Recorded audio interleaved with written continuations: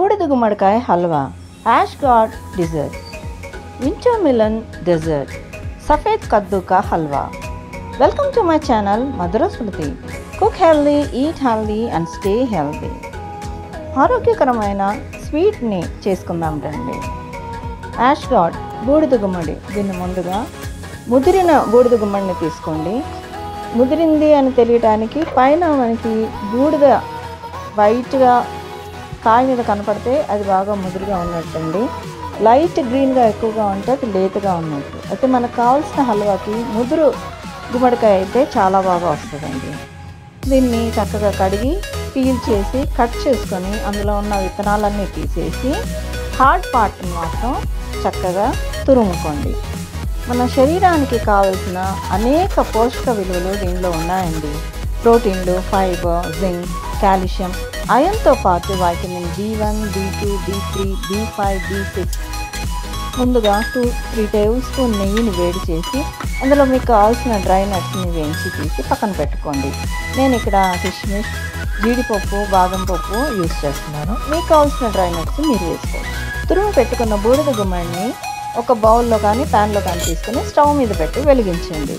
ఇందులోనే నీటి శాతం చాలా ఉంటుంది కాబట్టి మనం ఏమీ ఇందులో యాడ్ చేయని అవసరం లేదండి.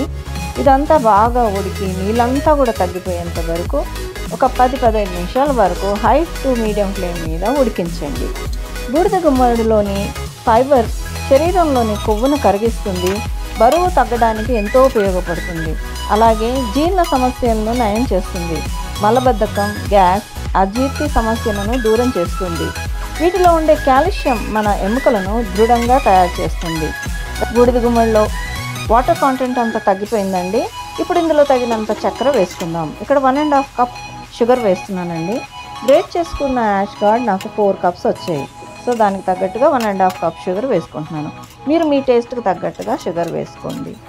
ఇదంతా కూడా తిప్పుకుంటూ చక్కెర అంతా కూడా డిజాల్వ్ అయ్యేంత వరకు కలుపుకుంటూ లో టు మీడియం ఫ్లేమ్లో ఉడికించండి. మనకు తీగ పాకం వచ్చేంత వరకు ఉడికిస్తే సరిపోతుందండి. ఇందులోనే కొన్ని స్లైస్గా చేసి పెట్టుకున్న బాదం పలుకులు కూడా వేసుకొని ఉడికిస్తున్నా. దీంతో మంచి టేస్ట్ వస్తుందండి. అలాగే 1 టేబుల్ స్పూన్ యాలకుల పొడి వేసేసి బాగా తిప్పండి. పాకం తయారవుతుంది అనుకుంటున్నప్పుడు ఒక 3-4 చుక్కల నిమ్మరసాన్ని వేయండి. దానివల్ల మనకి పాకము క్రిస్టలైజ్ అవ్వకుండా, హార్డ్ అవ్వకుండా హల్వా స్మూత్గా వస్తుంది.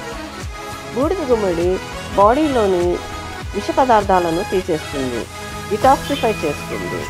కాబట్టి తరచుగా ఏదో రూపంలో బూడిద గుమ్మడిని తీసుకోవడం చాలా మంచిది.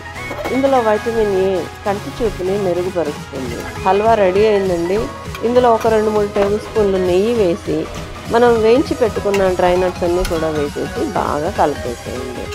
అంతే, స్టవ్ స్విచ్ ఆఫ్ చేసి రూమ్ టెంపరేచర్ వచ్చేంత వరకు చల్లారనివ్వండి. తర్వాత దీన్ని ఫ్రిడ్జ్లో 1-2 గంటలు పెట్టండి. అంతే, చల్లగా టేస్టీగా బూడిద హల్వాని సర్వ్ చేయండి. మీకు కనుక ఈ వీడియో నచ్చినట్లయితే లైక్ చేయండి, షేర్ చేయండి. మరిన్ని ఇంట్రెస్టింగ్ అండ్ హెల్దీ రెసిపీస్ కోసము నా ఛానల్కి సబ్స్క్రైబ్ చేసుకోండి. Thanks for watching.